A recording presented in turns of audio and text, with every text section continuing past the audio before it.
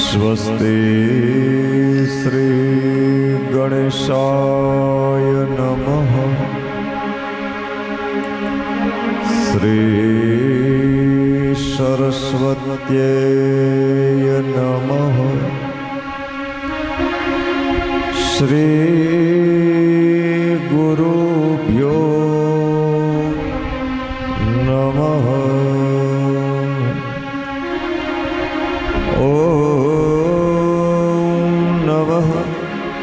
पार्वती पतये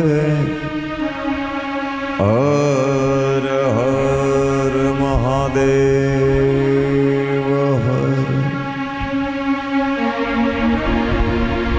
वंशी विभूषित करां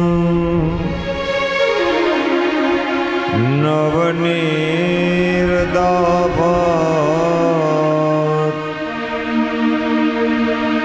पीताम्बरात्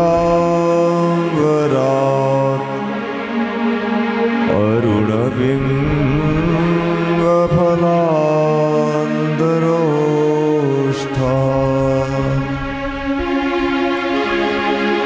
पूर्णेन्दुसुन्दरमुखाद् अरविन्दनेत्रात्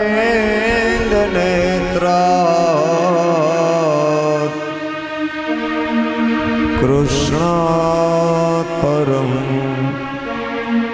किमपि तत्त्वमहं न जाने।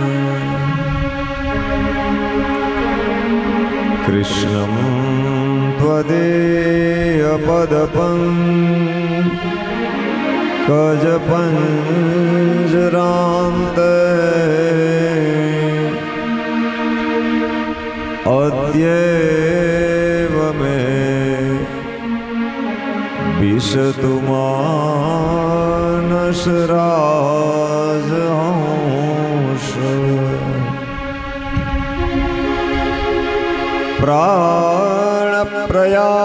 प्राणप्रयाणसमये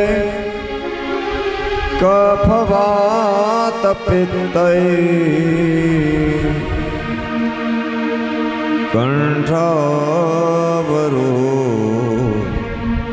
कंठावरोधनविधौ स्मरणं कुतस्ते। बोलिए बालकृष्ण भगवान की जय। श्री रामचंद्र भगवान की जय। श्री सद्गुरु भगवान की जय। श्री खोड़ियार मात की जय। श्री आवड़ आयनी जय। ओ नमः पार्वती पतये हर हर महादेव।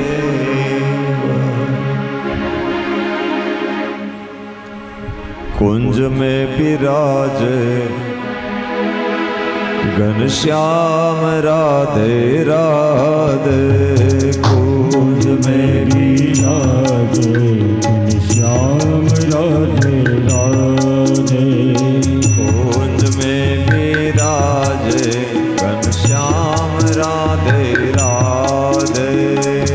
कुंज में विराजे घनश्याम राधे राधे। कुंज में विराजे घनश्याम राधे राधे। कुंज में विराजे घनश्याम राधे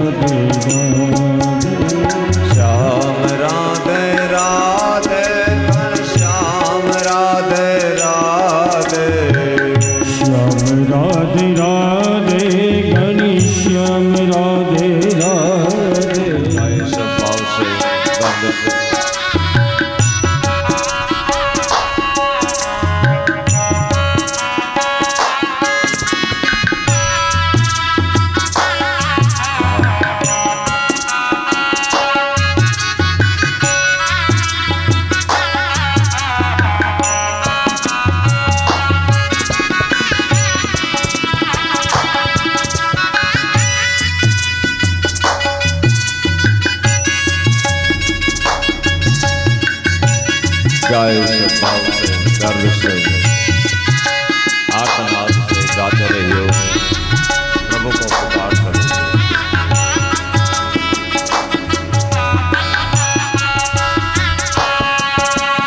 कुंज में विराजे घनश्याम राधे राधे, कुंज में विराजे घनश्याम राधे राधे, कुंज में विराजे घनश्याम राधे राधे, कुंज में विराजे घनश्याम राधे राधे, श्याम राधे राधे घनश्याम राधे राधे, श्याम राधे राधे घनश्याम राधे राधे, श्याम राधे राधे घनश्याम राधे राधे, हरि बोल।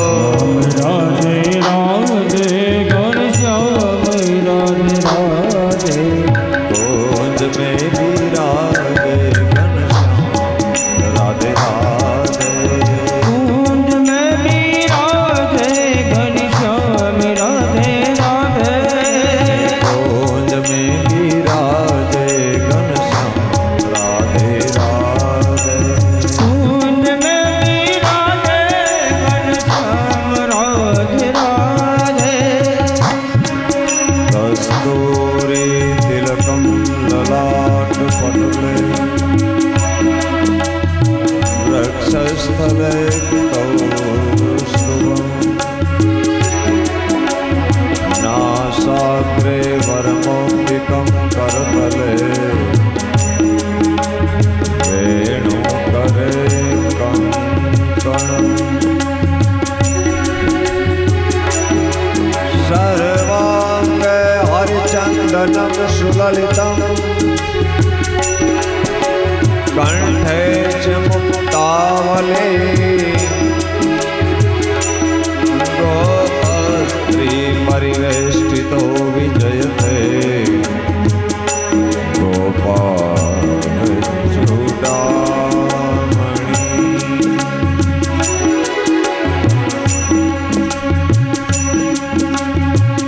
बोलिए बालकृष्ण भगवान।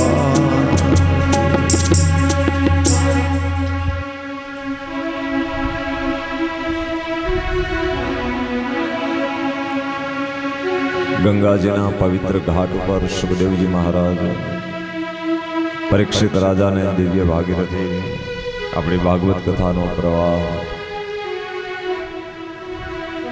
પરીક્ષિતના હૃદય પટોલની અંદર પધરાવી રહ્યા છે.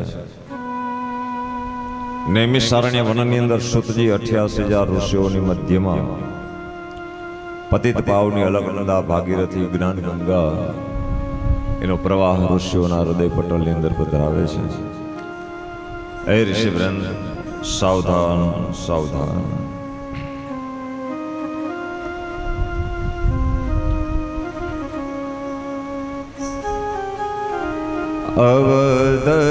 અવધપુરી રઘુ કુલમણિ રાવ, અવધપુરી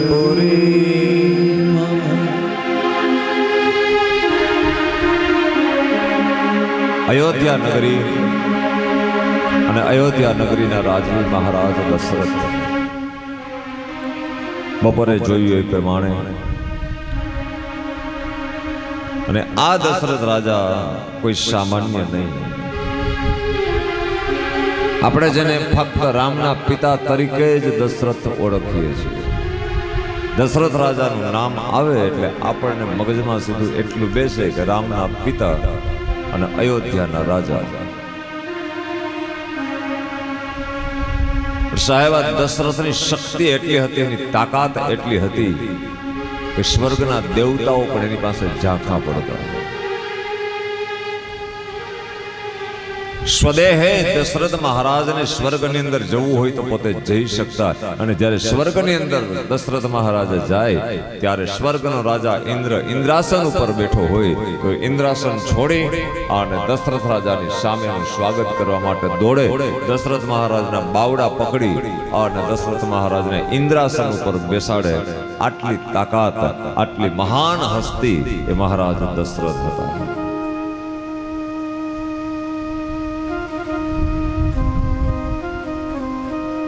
સામાન્ય રાજવી નથી. ગૌ બ્રાહ્મણ પ્રતિપાળ હતા, મહાન ભગવત ભક્ત હતા, સાધુ સંતો ગાયો અને બ્રાહ્મણોની સેવા કરનાર હતા, ધર્મની ધુરા હતા. રામાયણની અંદર લખ્યું છે ધર્મ ધુરંધર અને ગુણનિધિ, ગુણોનો ભંડાર હતા. ભગવાન સૂર્યના વંશમાં અવતરેલો મહાન રાજવી છે મહારાજ દશરથ. તપસ્વી છે, જ્ઞાની છે, સત્યવાદી છે. 3 રાણીઓ છે, કૌશલ્યા, કૈકેયી અને સુમિત્રા.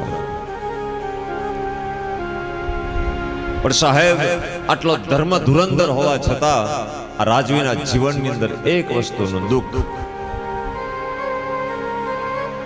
રાજપાટ, ધન દોલત, સત્તા, સંપત્તિ બધું છે, પણ જીવનમાં સંતાન નથી. આનો મતલબ એ થયો કે જીવન એ કોઈ ગંગાની ધારા, નેશનલ લાઈન નથી. જીવન એ ગંગાની ધારા છે. ક્યારેક ડાબી બાજુએ પ્રવાહ વહેશે તો ક્યારેક જમણી બાજુ વહેશે. જીવનની અંદર સુખ અને દુઃખ આવવાના જ છે. અને મારા તમારા જીવનની અંદર કોઈ ને કોઈ વાતનું કંઈક તો દુઃખ રહેવાનું જ.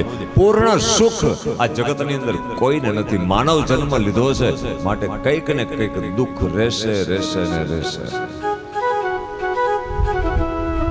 નહીં તો દશરથ જેવો રાજા હોય અને એના જીવનમાં કઈ દુઃખ હોય, પણ છતાંય આટલો ધર્મ ધુરંધર રાજવી અને જેને સમર્થક ગુરુ જેના વશિષ્ઠ છે, એની ઉંમર મોટી થઈને સફેદ કેસ આવ્યા છતાંય જીવનમાં સંતાન નહીં. મતલબ એ થાય કે સુખ અને દુઃખ જીવનના બે પૈડા છે, અને આ સુખ અને દુઃખ ઉપર આપણું સંસાર રૂપી ગાડું હાલ્યું જાય છે. બસ આ ગાડું છે એ સુખ અને દુઃખના પૈડા ઉપર આગળ આગળ વધે છે.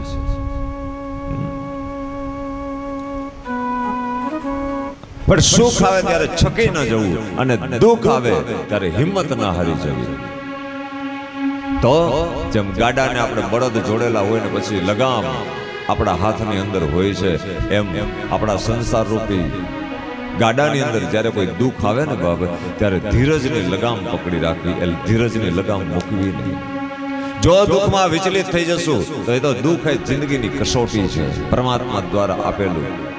મારી તમારી કસોટીઓ હોય છે, એની અંદરથી પાર ઉતરી જાય તો બસ સુખની શરૂઆત થઈ જાય છે.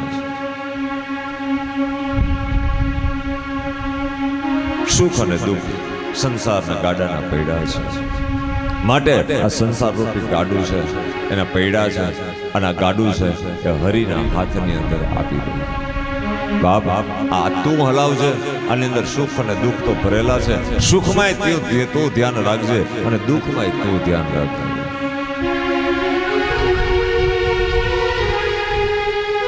કાઈ ન જાણું રે,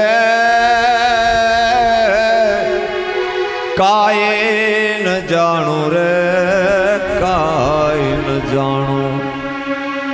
હરી તું એ ગાડું મારું ક્યાં લઈ જાય, કાઈ ન જાણું. હરી તું ગાડું મારું ક્યાં લઈ મને કાંઈ ખબર નથી. એમાં સુખ હોય તો ભલે, દુઃખ હોય તો ભલે, આ ગાડું તું આપજે ભાઈ. સુખ અને દુઃખ ના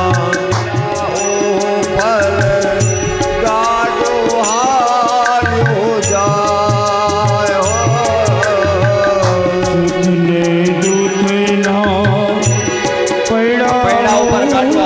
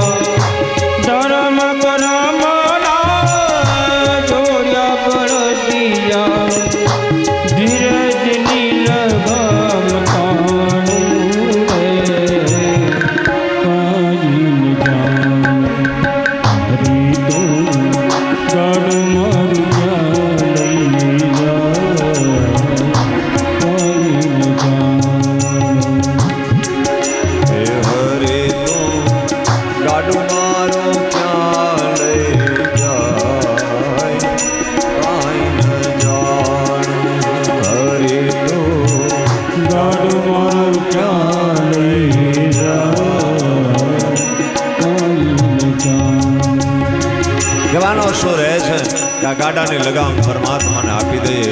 આ ગાડું એ સુખ અને દુઃખના પૈડાથી ચાલતું ગાડું છે. મતલબ કે જીવનમાં કોઈ ને કોઈ દુઃખ તો રહેશે. દુઃખને જ્યાં ત્યાં ગાવું નહીં, દુઃખ જેને તેને કેવું નહીં સાહેબ. આપણે સામાન્ય કઈ દુઃખ હોય ને તો આખા ગામની અંદર આપણે કહીએ ગમે આ દુઃખી છે, અમારે આ તકલીફ છે, નહીં, દુઃખ કોઈને કયો નહીં.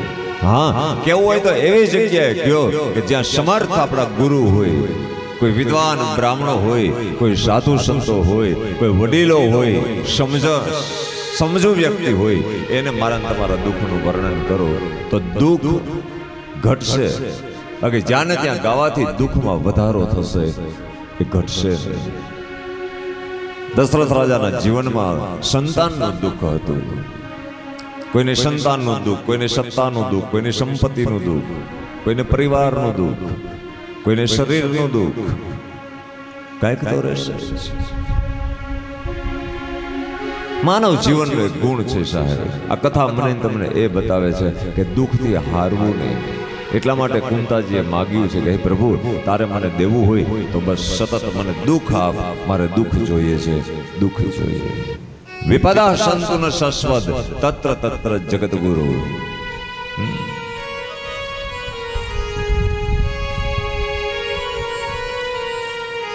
દશરથ રાજાના જીવનમાં દુઃખ ગુરુ ગ્રહે ગયા છે. ગુરુ વશિષ્ઠ પાસે જઈ અને ગુરુજીને કહ્યું, ગુરુદેવ, હવે મારી ઉંમર થઈ, ન કરે નારાયણ કાલ સવારે મારો દેહ પડી જાય તો અયોધ્યાની ગાદી ઉપર હું કોને બેસાડીશ? તો બોલે મારા જીવનમાં સંતાન નથી,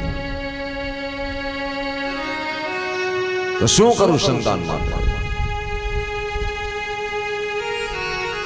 કાલે મારો દેહ પડી જશે તો અયોધ્યા રાજા વિનાનું બની જશે.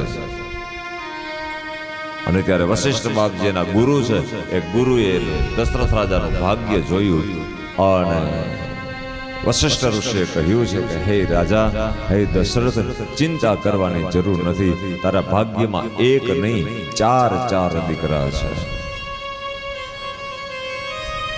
4 પુત્રો છે. પણ બાપજી ક્યારે? હવે તો સફેદ આવવા માંડ્યા માથામાં. ક્યારે 4 દીકરા? બેટા, એના માટે કર્મ કરવું પડે. કર્મ કર તો કરાવો ના કર્મ. શું કર્મ કરું? તમે ગુરુ છો. અને ત્યારે વશિષ્ઠ બાપજીએ કહ્યું કે તારે પુત્રેષ્ઠ યજ્ઞ કરવો પડે, અને પુત્રેષ્ઠ યજ્ઞના પ્રભાવથી ત્યારે ત્યાં પુત્રોની પ્રાપ્તિ થશે. પુત્ર પ્રાપ્તિ માટે તું યજ્ઞ કર. અને શ્રીંગી ઋષિને બોલાવ્યા છે, અને શ્રીંગી ઋષિએ યજ્ઞ કરાવ્યો છે. યજ્ઞના નિયમ છે, ધ્યાન દેજો. વશિષ્ઠ ઋષિ બ્રાહ્મણ હતા, ગુરુ હતા. વશિષ્ઠ ઋષિ યજ્ઞ કરાવી શકતા હતા, પણ વશિષ્ઠ ઋષિ યજ્ઞ ન કરાવ્યું.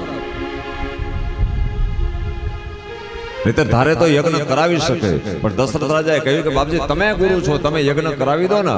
વશિષ્ઠે કહ્યું મારાથી ન થાય. હું ભલે તારો કુલગોર છું, રાજગોર છું, બધું છે, પણ હું એ યજ્ઞ ન કરાવી શકું. કારણ કે પુત્રેષ્ઠ યજ્ઞ જો કરવો હોય તો એના માટે એવો બ્રાહ્મણ જોઈએ, એવો સંત જોઈએ કે કોઈ દી બીજા નગરમાં ક્યાંય પ્રવેશ કર્યો ન હોય અને એક જ પર્ણકુટીની અંદર રહીને જેણે તપશ્ચર્યા કરી હોય અને બધા નીતિ નિયમોનું પાલન કર્યું હોય અને અખંડ બ્રહ્મચર્ય જેની અંદર હોય, એવો કોઈ તને વ્યક્તિ મળે તો એ જ તને પુત્રેષ્ઠ યાગ કરાવી શકે. બાકી હું ન કરાવી શકું. કોઈના ઘરનું જે કોઈ દી જઈમો ન હોય બાપજી, તો આવી વ્યક્તિ કોણ? બોલે મેં તો તારા ઘરનું, હું તો તારો ગોર છું, તારા માટે પૂજનીય છું, ગુરુ છે, બધું બરાબર છે, પણ સૂર્ય વંશનો હું કુલ ગુરુ છું અને તારા રાજ્યનો હું આશ્રિત છું, માટે હું આ કાર્ય ન કરાવી શકું. એના માટે સમર્થ જોઈએ. આજે આપણે બધા વિધિ વિધાનો યજ્ઞ ને બધું કરાવીએ છીએ ને, પણ આની અંદર પાત્રતા જોઈએ. કયા કામની અંદર ક્યાં કેવી રીતે, કેવા વિદ્વાનો, કેવા બ્રાહ્મણો કેવી રીતે જોઈએ, બધું ક્રમ છે. આપણે સમાજની અંદર એવો જ છે કે હવન કુંડ બનાવ્યો, એની અંદર આહુતિ દીધી એટલે આપણે હવન થઈ ગયો, બાકી કઈ જાણતા નથી. અને એમાં અડધી કલાક મોડું થાય તો કે ભામણે હજી હવન ચાલુ કર્યો નહીં, તો કરી દો, ઘરેથી હરખતું લેતા આવો. એને શું નિયમ છે? એક પ્રકારના યજ્ઞ નથી, 289 પ્રકારના ટોટલ આપણા શાસ્ત્રની અંદર યજ્ઞ કીધા છે. 289 પ્રકાર. આ 289 પ્રકારમાંથી કયો યજ્ઞ હું ને તમે કરીએ છીએ તો એ પ્રમાણે થાય. આપણે બીજે જોયું હોય ને આપણે કરી એવું નથી. એમાં રુદ્રયાગના નિયમ જુદા, વિષ્ણુ યાગના નિયમ જુદા, તમે માતાજીનો યજ્ઞ કરો તો એના નિયમ જુદા, પિતૃના યજ્ઞ કરો તો એના નિયમ જુદા, ગ્રહોના યજ્ઞ કરો તો એના નિયમ જુદા. પણ આજે સમાજ છે ખાલી હવન કુંડ અને અંદર ભડકો જોવે એટલે કે હવન કર્યો, બાકી કાંઈ નીતિ નિયમની ખબર ન હોય. ન કરે તો કે આ બ્રાહ્મણને કાંઈ આવડતું નથી. તે અમારા તો હાવ પાણીમાં જ ગયા ને અમને.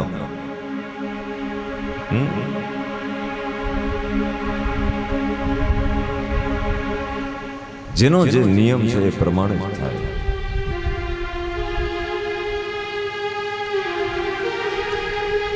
શાસ્ત્ર સંમત એટલે ધર્મ કહેવાય. શાસ્ત્રમાં લખ્યું છે એ પ્રમાણે, લૌકિક નહીં. સકામ કર્મની અંદર લૌકિક વસ્તુ ન હાલે. આપણા જે રિવાજો હોય એ પ્રમાણે સદકર્મ ન થાય. શાસ્ત્રમાં કહ્યું છે એ સદકર્મ એ પ્રમાણે કરો તો ધર્મ કહેવાય. અટાણે તો કલયુગમાં અમારે બહુ ધ્યાન રાખવું પડે. અહીંયા તો આપણું ગામ છે ને મજા આવે છે એટલે, બાકી અમુક જગ્યાએ અમે જાય ને કથા કરવા ત્યારે જાવા ધડાકા થાય. ક્યાંથી થાય 3 દી નીકળી જાય સારું.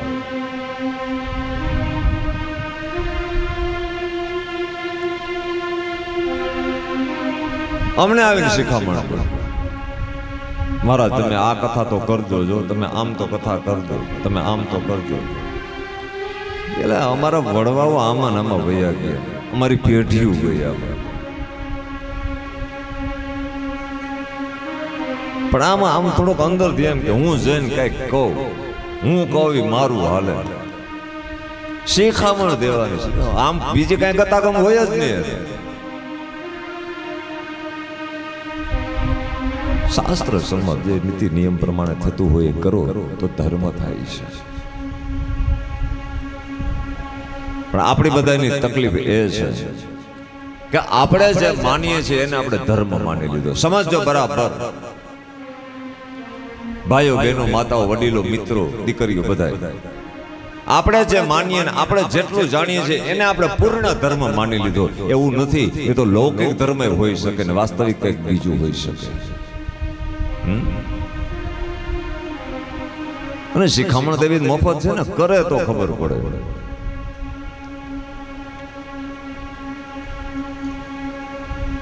ગામે ગામ સપ્તાહ થાય. મેં પહેલા દિવસે કહ્યું હતું ને કે આમાં ઘણા કથા જોવા આવતા હોય, એમાં સાંભળવા આવતા હોય ને વંદન, બાકી એમાં અમુક જોવા આવે આનું કેમ પાર પડે. અને એમાં પાછી શિખામણનો પાર એટલે તમે વાત જવા દો. અહીંયા આમ ન કરાય ના આમ ન કરાય ના તમારે આમ કરવું જોઈએ આમ ન, તો ભાઈ તું જરાક હાથમાં લઈને મને કરવા. મફત છે ને, મફત આપવાની. દુનિયાની અંદર મફતમાં મફત એને મોંઘવારી નથી નડતી, અને એક જ વસ્તુ શિખામણ. બાકી બધામાં મોંઘવારી નડે, બાકી શિખામણની અંદર કોઈ જાતની મોંઘવારી ન નડે. તમે કોકને ખાલી એક શબ્દ પૂછો એટલે મરી ગયા. સામે વાળાને એમ આને કઈ ખબર જ નથી પડતી, એટલે શિખામણ હોય, એટલે જાણે પોતે જ બધું જાણે.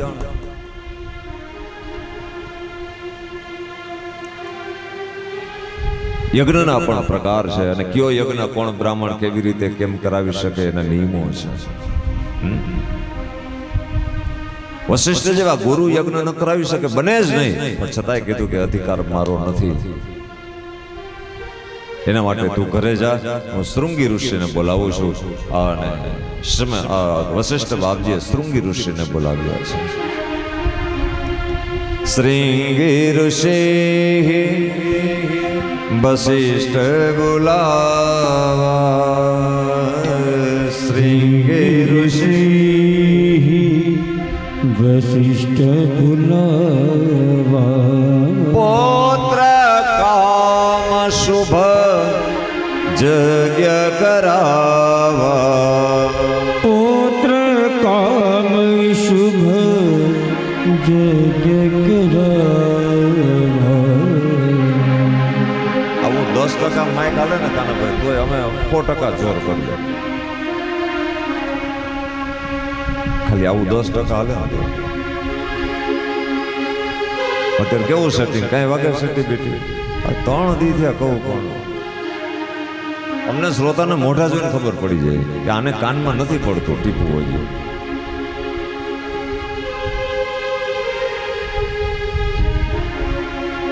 અને માઇક વસ્તુ જ એવી છે એ 2-3 દી તો માગી જ લઈએ અમે સેટિંગ જ કરવાનું પુત્રેશની યાદ કરાવ્યો છે અને યજ્ઞના પ્રસાદે કરી 4 પુત્રો થયા બપોરે જોયું એમ વિપ્રધેન શુરસંત હિત લીન મનુજ અવતાર બ્રાહ્મણો માટે ગાયો માટે સંત એટલે સાધુ સંતો માટે શુર એટલે દેવતાઓ માટે એના કલ્યાણ માટે આજે ભગવાન શ્રી હરિએ અવતાર લીધો છે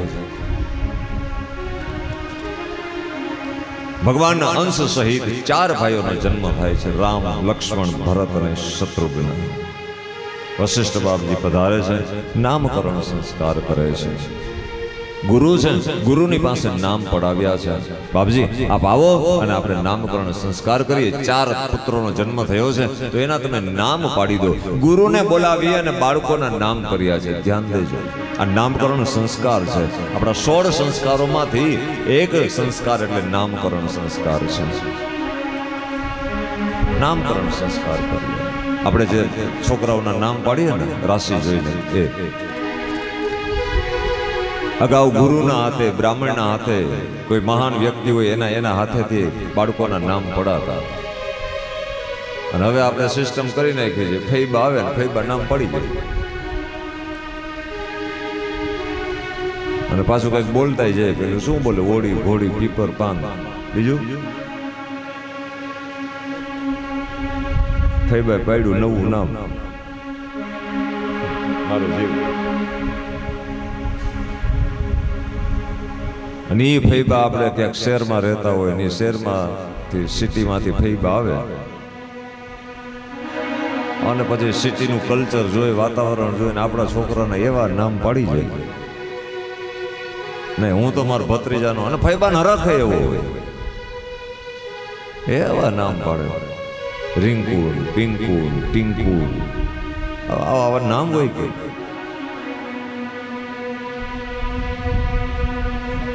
નામ એવા પાડો ભવસાગર પાર ઉતરી જાય આગળ કથામાં કહ્યું ને અજામિલે એના પુત્રનું નામ નારાયણ રાખ્યું અને અંત સમયે એના દીકરાને બોલાવે છે પણ નામના માધ્યમથી ભગવાન વિષ્ણુ પધારી અને અજામિલનો ઉદ્ધાર કરી દે છે નામ બહુ મહત્વનું છે સાહેબ બહુ મહત્વનું આજે વશિષ્ઠ બાપજી આવે છે અને 4 ભાઈઓના નામકરણ સંસ્કાર કરે છે ગ્રહો માંડ્યા છે કુંડળી માંડી છે કુંડળી માંડીને ભવિષ્ય કથન કરતા જાય છે હે મહારાજ દશરથ તમારા પુત્ર મહાન થશે ધર્મ ધુરંધર થશે જ્ઞાની થશે સાધુ સંતોની સેવા કરનાર થશે ગૌ બ્રાહ્મણ પ્રતિપાળ થશે મહાન ભગવત ભક્ત થશે યજ્ઞ કરાવનાર થશે યજ્ઞ કરનાર થશે પૃથ્વીની રક્ષા કરનાર થશે ભક્તોનું રક્ષણ કરનાર થશે અનેક જીવનું કલ્યાણ કરનાર થશે અનેક પ્રકારનું ભવિષ્ય કથન કર્યું છે અને વશિષ્ઠ બાપજી પોતાની કલમ દ્વારા નામકરણ સંસ્કાર ત્યાં કરે છે સો સુખ ધામ રામ યશ નામ અખિલ લોકદાયક વિશ્રામ રામ જય રામ જય જય રામ શ્રી રામ જય રામ જય જય રામ સો સુખદામ રામ યશ નામ અખિલ લોકદાયક વિશ્રામ રામ જય રામ જય રામ શ્રી રામ જય રામ જય જય રામ તમારો આ મોટો પુત્ર છે આખા જગતને વિશ્રામ કરાવશે બધાયને આરામ આપશે માટે મોટા પુત્રનું નામ હું રામ રાખું છું મહાન થશે ધર્મ ધુરંધર થશે માવતરની સેવા કરનાર થશે વચનોનું પાલન કરનાર થશે, એક વચની થશે તમારો પુત્ર, ભક્તોનો ઉદ્ધાર કરનાર થશે. બીજો પુત્ર વિશ્વ ભરણ પોષણ કરજોઈ, તાતર નામ ભરત અશ હોઈ. શ્રી રામ જય રામ જય જય રામ, શ્રી રામ જય રામ જય જય રામ. મહાન તપસ્વી થશે અને આ જગતની અંદર એ સંત કહેવાશે અને આખા વિશ્વને પ્રેમથી ભરી દેશે. માટે એનું નામ હું ભરત એવું રાખું છું.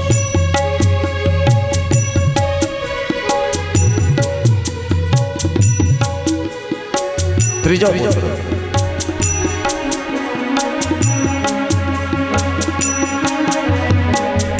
જાકે સુમેરન રે પુનાસા, નામ સતરોહન વેદ પ્રકાશા. શ્રી રામ જય રામ જય જય રામ, શ્રી રામ જય રામ જય જય રામ. ત્રીજો પુત્ર છે, એનું નામ ખાલી શ્રવણ કરશે કોઈ દુશ્મનો એનાથી ભાગી નીકળશે, એની સામે કોઈ દુશ્મન ટકી નહીં શકે, શત્રુઓને હણનાર થશે. માટે ત્રીજા પુત્રનું નામ હું શત્રુઘ્ન રાખું છું. ત્રણ ભાઈઓને નામ પાડ્યા. ચોથો પુત્ર લક્ષણ ધામ રામ પ્રિય સકલ જગત આધાર, ગુરુ વશિષ્ઠ તે હી રાખા લક્ષ્મણ નામ ઉદાર. ચોથા નંબરનો પુત્ર છે, લક્ષણોનું ધામ થશે, રામ પ્રિય, રામને પ્રિય બનશે અને આખા જગતનો આધાર બનશે, આખા જગતનો આધાર બનીને ઉભો રહેશે. લક્ષણોનું ધામ છે એટલા માટે ગુરુ વશિષ્ઠે કહ્યું કે આ ચોથા પુત્રનું નામ હું લક્ષ્મણ એવું રાખું છું, લક્ષ્મણ એવું રાખું છું. ચારે ભાઈઓના નામકરણ સંસ્કાર કર્યા છે અને પરમાનંદ થયો છે. દશરથ મહારાજે અનેક પ્રકારના દાન પુણ્ય કર્યા છે. સાધુ સંતો અને બ્રાહ્મણોને બોલાવી અને અનેક પ્રકારની ગાયો, સોનાના શિંગડા મઢીને ગાયો દાનમાં આપી છે. આ દીકરાના જન્મ થયા ત્યારે અનેક પ્રકારના ઘોડાઓ આપ્યા, હાથીઓ આપ્યા, ગાયો આપી. સાહેબ સોના મોહરો આપી છે સાધુ સંતો બ્રાહ્મણોને દાનમાં. પુત્રોનો જન્મ થયો ને, અને આપણા કુટુંબની અંદર જ્યારે દીકરાનો જન્મ થાય, પુત્રનો જન્મ થાય, ત્યારે બધાને મારી વિનંતી કે જેવો દીકરાનો જન્મ થાય ને એ જ ક્ષણે તરત જે બની શકે દાન કરી નાખો. ભલે પછી તમે 5 રૂપિયા આપો તોય ભલે, અને 5 લાખ આપો તોય ભલે, તમે ગાયને લીલું નાખવાનો સંકલ્પ કરો તોય ભલે, અને કોઈની સેવા કરો તોય ભલે. જેવો કુટુંબની અંદર દીકરાનો જન્મ થાય એટલે તરત જ દાન સત્કર્મ. કારણ કે ગરુડ પુરાણમાં લખ્યું છે કે પુત્રનો જન્મ થાય અને વ્યતિપાત જેવો જ્યારે યોગ હોય ત્યારે જે કંઈ, અને કાલે પરમદી મેં કહ્યું હતું એ પ્રમાણે આપણે ત્યાં દીકરાનો જન્મ થાય એટલે આપણે બધું હંકેલીને બેસી જાય કે હવે એ બધું મૂકો, ખૂતો કહ્યું નહીં. દીકરાનો જન્મ થાય છે ત્યારે દાન કરવાનું છે, સદકર્મ કરવાના છે. અને આપણા વંશની અંદર જન્મતા પુત્રો, દીકરાઓ એ બીજું કોઈ નહીં સાહેબ, આપણા વડવાઓ જ, આપણા પિતૃઓ જ પાછા આપણા સંતાનો થઈને આવે છે. આ ગરુડ પુરાણમાં લખ્યું છે, આપણા પિતૃઓ જ આવે છે. અને પિતૃઓની કૃપાથી જ, અને જ્યારે બાળકનો જન્મ થાય છે ત્યારે સ્વર્ગની અંદર રહેલા પિતૃઓ તાજા જન્મેલા બાળકને આશીર્વાદ દેવા માટે ત્યાં અંતરિક્ષમાંથી આવી અને બાળકની પાસે પિતૃઓની હાજરી હોય છે. એટલે જે આપણે દાન કર્મ કરીએ એ સીધે સીધું આપણા પિતૃઓને પ્રાપ્ત થાય છે. દાન કરજો. આ દશરથ રાજાની જેમ સોનાએ મોઢેલી ખરીયું ને સિંગડીયું વાળી ગાયું દાનમાં ન દઉં તો કાંઈ નહીં, પણ કમસે કમ ગાયું ને 50 રૂપિયાનું લીલું નાખજો. બીજું કઈ સદકર્મ યાદ આવે તો એ કરજો. બેનું દીકરીઓ આવી હોય તો બેનું દીકરીઓને દેજો. સાધુ સંત બ્રાહ્મણ દેખાય તો એને કંઈક આપજો. દીકરાનો જન્મ થાય ત્યારે આપજો, કરજો.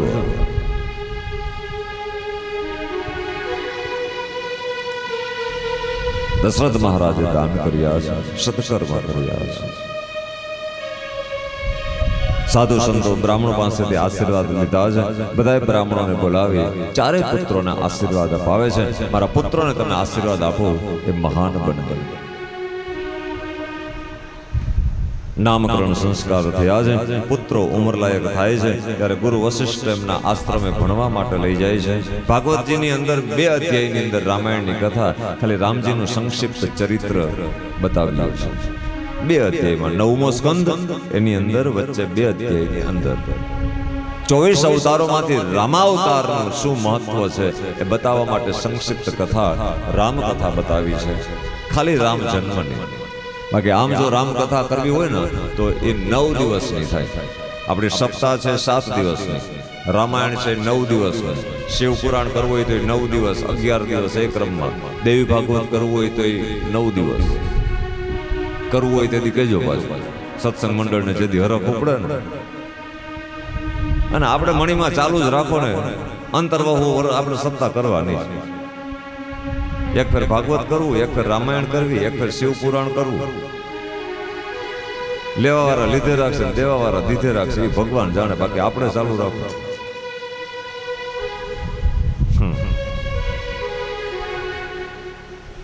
ને આ ગામમાં ગમે તે તમે તમારે સપ્તાહ કરો એ ઉઘાડા પગે ફોન કરી દેજો. આપણા તરફથી ફૂલ ઓથોરિટી. અમારું ગામ આવું કામ કરતું હોય અને જો અમે હાજર ન રહી તો આવું ને પછી અમને મજા આવે.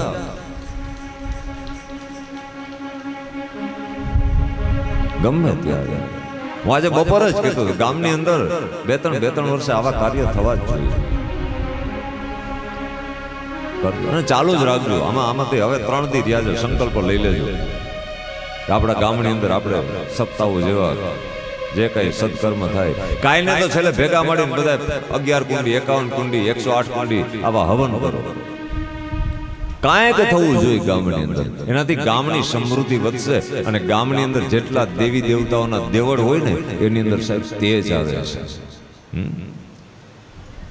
આ ભાગવતનું વચન છે, સવારે કહ્યું હતું એ પ્રમાણે કે ભાગવતની અંદર જે જે ભગવાનની કથા આવે એ ભગવાન સૂક્ષ્મ રૂપે મંડપની અંદર ત્યાં હાજરી આપી બધાને આશીર્વાદ આપે. આવું ભાગવતજીની અંદર વચન છે. તો ભાગવત કથા થતી હોય એ ભગવાન આપણી આ ધર્મભૂમિ ઉપર ક્યારેક આવી જાય કોઈને કોઈ રૂપમાં. યજ્ઞ કર્મ કરતા હોય ને ત્યારે આપણે જે કઈ સદકર્મ કરીએ એમાં આપણી આ ભૂમિ પવિત્ર બને. આ ગામનું કલ્યાણ કેટલું થાય.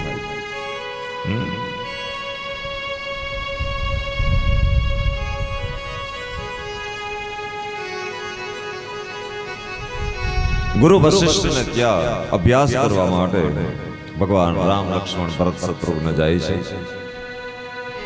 વિદ્યાભ્યાસ કરીને આવે છે, ઉંમરલાયક થયા છે. અને 2 અધ્યાયની અંદર સુખદેવજી મહારાજ વર્ણન કરે છે કે પછી તો વિશ્વામિત્ર બાપજી આવે છે અને વિશ્વામિત્ર રામ લક્ષ્મણને લઈ જાય છે યજ્ઞના રક્ષા માટે. અને રસ્તાની અંદર વિશ્વામિત્રના આશ્રમે જતા હતા ત્યારે રસ્તામાં તાડકા નામની રાક્ષસી આવી અને ભગવાન વધ કરે છે. અને જે કોઈ મારીચ અને સુબાહુ હતા એનોય ભગવાને વધ કર્યો અને યજ્ઞનો ઉદ્ધાર કર્યો. વિશ્વામિત્ર ઋષિના આશ્રમની અંદર ઘણા સમય સુધી રામ અને લક્ષ્મણ રોકાય છે. અને એક દિવસ જનક રાજાનો સંદેશો આવે છે. પુત્રી જાનકી સીતા માટે સ્વયંવરની રચના કરી હતી. ધનુષ્ય ભંગનું આયોજન કરેલું હતું.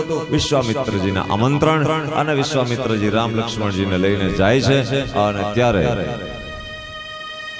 ભગવાન રામના વિવાહ સીતાજી સાથે થાય છે. પછી તો દશરથ રાજા જાન જોડીને આવે અને ચારે ભાઈઓ રામ, લક્ષ્મણ, ભરત અને શત્રુઘ્નજી એ ચારે ભાઈઓને લગ્ન છે એ સીતાજી સહિત ચારે બહેનો સાથે લગ્ન થાય છે, વ્યભિચાર થાય છે અને ભગવાન રામના લગ્ન થાય છે. રામ જ્યારે પરણીને આવ્યા ત્યારે અયોધ્યાની અંદર સુખનો વરસાદ વરસવા લાગ્યો.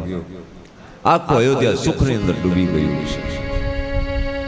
જબ તે રામ બ્યાહી ઘર આયે. દરરોજ નવા નવા ઉત્સવ થવા લાગ્યા છે રામના લગ્ન પછી. અને છેલ્લે મહારાજ દશરથ રાજા છે રામની અંદર મંત્રમુગ્ધ બન્યા છે. રામ પ્રત્યેની પ્રીતિ વધી છે. પણ ભગવાન રામે વિચાર કર્યો કે પિતાને આટલી મમતા થશે ને હું જો આ રાજ્યમાં આમનામ રહીશ તો મારે અનેક રાક્ષસોને મારવાના છે, મારે ધર્મની સ્થાપના કરવાની છે. જો આ રાજ્યમાં જ હું રહીશ તો મારાથી ધર્મની સ્થાપના નહીં થાય. એટલે ભગવાને લીલા કરી. મા પાસે બે વચન હતા, એ વચન પૂર્ણ કરાવવા માટે દશરથ રાજા પાસે મગાવ્યા અને રામને 14 વર્ષનો વનવાસ અને ભરતજીને અયોધ્યાની ગાદી, આવા બે વચન માગે. અને ત્યારે દશરથ રાજા ભાંગી પડે છે. કઈ તારે જોતું હોય તો બીજું માગ, તો આ મારા રામને વન શું કામે આપે છે? તારે જોઈએ તો હું સ્વર્ગમાંથી બીજી અયોધ્યા આપી દઉં તમને. અને તમને ખબર છે આમાં ભાઈઓ બહેનોને બધા રામાયણની અંદર દશરથ રાજાનું મૃત્યુ થયું. આ દશરથ રાજાના મૃત્યુનું કારણ શું?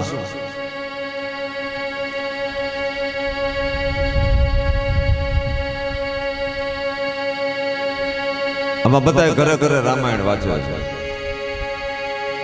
ભાગવત વાંચે, રામાયણ વાંચે. આની કોર ભાઈઓ ઘણા વાંચતા છે. મારે જરાક આ પડે છે અવરું આની કોર. સરપંચ સાહેબ, દશરથ રાજાનું મૃત્યુ થવાનું કારણ શું? શું કામે મૃત્યુ થયું? ઉંમર પૂરી થઈ ગઈ હતી એટલે નહીં.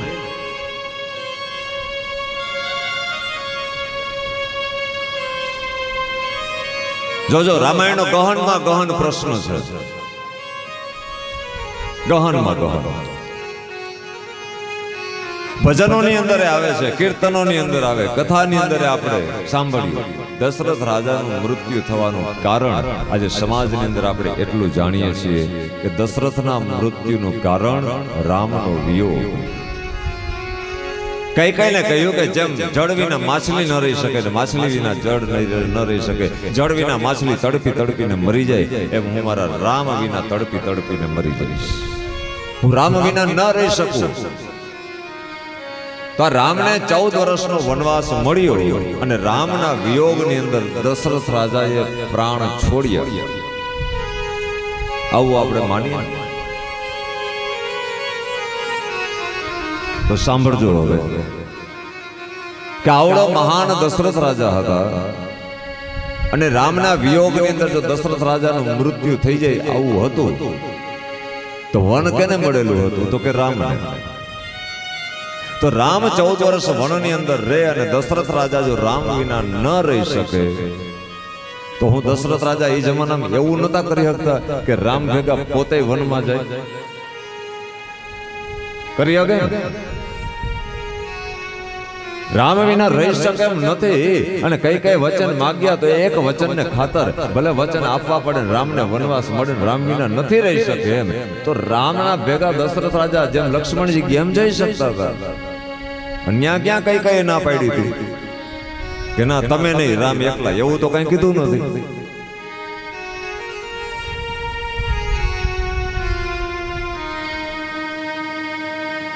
વિચાર કરો, આજનું ટ્યુશન છે. જેમ લક્ષ્મણજી ગયા એમ દશરથ રાજા જઈ શકે કે ન જઈ શકે રામ ભેગા? અને જો રામ ભેગા જાય તો એને રામનો વિયોગ સતાવે. તો રાવણમાં ગયા હોય તો પાછા બાપ દીકરો બે પાછા 14 વર્ષ પૂરા કરીને આવતા રહે. મતલબ કે રામનો વિયોગ નથી.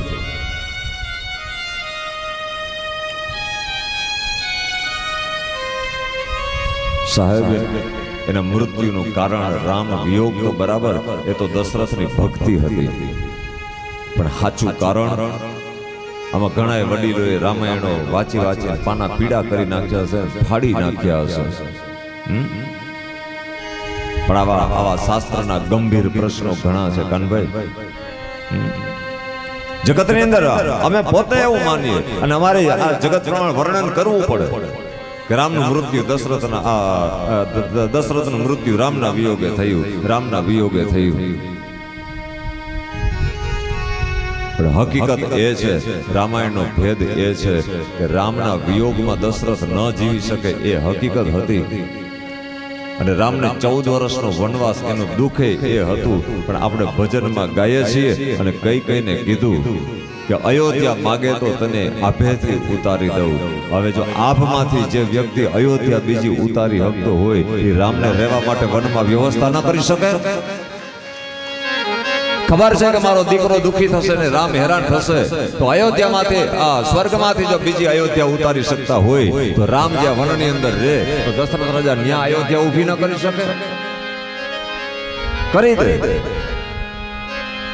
પણ છતાંય નહીં. તો એના માટે પ્રાણ નથી ગયા. પ્રાણ જવાનું કારણ એક છે સાહેબ, કે રામે જ્યારે વનમાં જવાની તૈયારી કરી વલ્કલ વસ્ત્રો પહેર્યા ને અને પિતાને વંદન કરવા ગયા, ત્યારે તો દશરથ રાજાએ પોતાનું કાળજું કઠણ કરી લીધું, પોતાના દિલ ઉપર પથ્થરો મૂકી દીધો. બેટા રામ, હું તમારા વિના નહીં રહી શકું. તમે વનમાં જાઓ છો અને મારા વચનને ખાતરે યોગ્ય નથી લાગતું. રામે સમજાવ્યા ત્યારે દશરથ રાજા સમજી ગયા, પિતાજી 14 વર્ષ છે, 14 વર્ષમાં હું આવી જઈશ. પણ આપણો રઘુકુળની રીત છે કે વચનનો ભંગ ન થવો જોઈએ. જ્યાં બાપ દીકરો વાતો કરે છે, રામ અને દશરથ, ત્યાં જાનકીજી વલ્કલ વસ્ત્ર પહેરીને આવ્યા છે, સીતાજી આવ્યા, દશરથ રાજાને વંદન કર્યા, પગે લાગ્યા, અને જ્યાં સીતાજી સામુ દ્રષ્ટિ કરીને ત્યાં તો દશરથની આંખમાં દળ દળ અશ્રુ વહેવા માંડ્યા. દીકરી જાનકી, તું શું કામ આ વલ્કલ વસ્ત્ર ધારણ કરે છે? ત્યારે કહ્યું કે પિતાજી, મારો પતિ વનની અંદર ભટકતો હોય અને હું રાજમહેલમાં રહું એ મારા માટે યોગ્ય નથી. નહીં દીકરી, તારે વનમાં નથી જવાનું. મારા વચન તો મેં કઈને આપેલા હતા અને વચનને ખાતર રામને વનવાસ છે. દીકરી, તારો શું વાક? તું શું કામે વનમાં જાય છે? નહીં પિતાજી, એક પતિવ્રતા નારી તરીકે મારે મારા પતિની સાથે જવું જોઈએ, અને હું મારા પતિની સાથે જઈશ, હું રામની સાથે જઈશ, અને મારું પત્ની તરીકેનું હું મર્યાદાનું પાલન કરીશ. અને ત્યારે દશરથ રાજા સાહેબ ભાંગી ગયા. સીતાએ જવાની જીદ પકડીને ત્યારે દશરથ રાજા ભાંગી ગયા અને જાનકીજીને કહ્યું કે સીતા, બાપ, મારા આપેલા કઈના 2 વચન તૂટે એનું મને બીક નથી, એની મને શરમ નથી. હજી તમે રોકાઈ જાઓ, પણ દીકરી, તું આજે વનમાં જવા તૈયાર થઈ છો ત્યારે આ કાળજું કંપી ઉઠે છે, અને ન્યા મારું જે વચન તૂટશે ને એ વચનમાં હું જીવી નહીં શકું, હું આ જગતને મોઢું નહીં દેખાડી શકું. કેમ? બોલે, જેથી તમારા લગ્ન થયા ને રામ અને સીતાના, ત્યારે તમારા પિતા જનક રાજા એ મારી પાસે આવી અને 2 હાથ જોડી મસ્તક મારી પાસે મૂકી અને જનક રાજા રડતા રડતા કહ્યું કે હે દશરથ, આપણે 2 તો મિત્ર છીએ. પણ આજે એક દીકરીનો બાપ તમને વિનંતી કરે છે કે મારી જાનકીને અમે ખાટલેથી પાટલે ને પાટલેથી ખાટલે ઉછેરીને મોટી કરી છે, એને ક્યારે અમે નીચે પગ મૂકવા નથી દીધો. આટલા સુખની અંદર એને ઉછેરી છે, આટલા સુખમાં અમારી જાનકીને કોઈ ભૂલ થાય તો એને માફ કરી દેજો. અને ત્યારે મેં જનક રાજાને વચન આપ્યું હતું કે હે જનક ભાઈ, તું ચિંતા કરમાં. આ દશરથ બોલે છે કે તારી દીકરીને તે ખાટલેથી પાટલે ને પાટલેથી ખાટલે, મતલબ કે ખાટલા ઉપરથી પાટલા ઉપર જમવા તો તારી દીકરી આવતી ને? જાનકી બોલે, હા. આ દશરથ તને વચન આપે છે કે તારી દીકરીને પાટલે જમવા નહીં આવવું પડે, એને ખાટલામાં બેઠા બેઠા થાળ તૈયાર થઈને મળી જશે. અને જેદી જાનકી ઉપર દુઃખ આવશે તેથી હે જનક, અયોધ્યાનો રાજા દશરથ આ દુનિયામાં નહીં હોય. જાનકી ઉપર જેદી સંકટ આવશે અને જાનકી જેદી દુઃખી થશે તેથી આ દશરથ વચન આપે છે કે હું આ દુનિયામાં નહીં રહું. અને આ વચન નિભાવવા માટે જ્યારે જાનકીજીને દુઃખી થતા જોયા અને વનમાં જતા જોયા, ત્યારે જાનકીના વિયોગની અંદર અને જનક રાજાને આપેલું જે વચન હતું એ વચન તૂટ્યું. કે કાલ સવારે જનક આવીને કહેશે કે હે દશરથ, તમે તો મોટી મોટી વાતો કરતા હતા કે હું ખાટલાની નીચે નહીં ઉતરવા દઉં, અને આજ મારી દીકરી વને વન ભટકે, તો હું જનક રાજાને શું જવાબ આપીશ? આ વચન જે તૂટ્યું અને એ વચન તૂટવાને લીધે દશરથ મહારાજે પોતાના પ્રાણનો ત્યાગ કરી દીધો છે. પ્રાણનો ત્યાગ એ બે વચન કૈકેયીના નહીં, વચન આપેલું જનકને, દીકરીના બાપને. અને સાહેબ, આવા સસરા અને સાસુ જો આજે દુનિયાની અંદર પ્રગટ થાય ને તો આ જગતની અંદર જાનકી કેટલી પ્રગટ થઈ જાય. સાહેબ, વહુ ઉપર દુઃખ આવ્યું ને હાહરાએ પ્રાણ છોડી દીધો. આ સસરા કહેવાય. કૈકેયીના બે વચનો. આ રામાયણ અદ્ભુત છે સાહેબ. એના ભેદ સમજો. પાને પાનું અક્ષરે અક્ષર તો કદાચ અમને ન આવડતા એટલા તમને બધાને આવડતા છે. આ દુનિયામાં ઘણા રામાયણ ભાગવત મોઢે છે, પણ સાહેબ એનો ભેદ સમજવો ને બસ એ મહત્વનું છે. ઘણી વખત આપણે ન કહેતા અમે રામાયણ તો 25 વખત વાંચી નાખી, ભાગવત તો કે ભાગવત તો અમે 15 વખત વાંચી નાખ્યું. એ વાંચી નાખ્યું, જીવનમાં ઉતાર્યું નહીં, કઈ વાંચીને નાખી દીધું. પણ એમાંથી જીવનમાં જો ઉતરે તો એ જીવન સાર્થક છે. આજે અયોધ્યાનો રાજવી છે, એ કઈ પાસે ભિક્ષા માંગે છે. કઈ મારા દીકરાને વન ન દેવા, તારે જોઈએ બીજું ગમે તે માગી લે, મારા રામને વન શું કામ? કઈ માને નહીં. આ રામની લીલા છે, ધ્યાન દેજો, રામની લીલા છે. કઈ તારો ભરતજી એ ભલે ગોદીએ આવે રે વનનો ભય મારા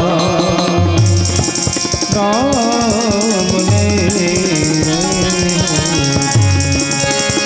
કોઈ કે તારો ભરત દીધો, કોઈ કે તારો ભરત દી એ ભલે ને ગોદીએ આવે રે વનનો ભય મારા રામને રે રામને રે. અયોધ્યા માગે તો બીજી આપેથી ઉતારી દઉં. કહે તો અયોધ્યા દીદી આગેથી ઉતારી દઉં. કહે તો અયોધ્યા દીદી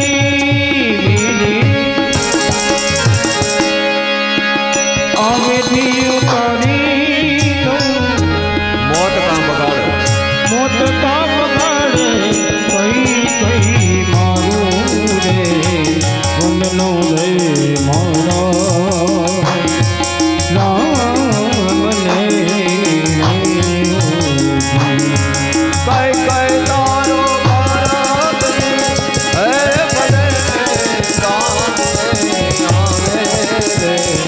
વનનો દે મારા રામને હો.